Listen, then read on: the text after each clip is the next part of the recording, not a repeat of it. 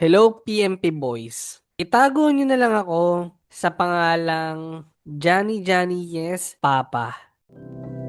PMP Secret Files.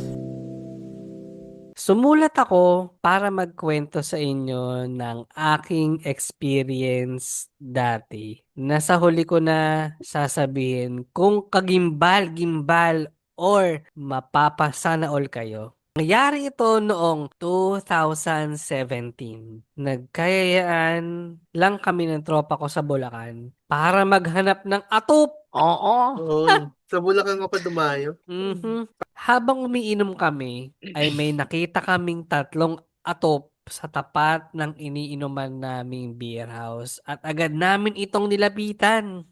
Dito na nagsimula yung pinaka-weirdong pangyayari. Oo. Okay, so 'di ba on top siya? Oo. At ako naman gigil na gigil sa niya. Oo. Unang hawak ko sa niya, may gatas na tumutulo. Matang may laban. Laban.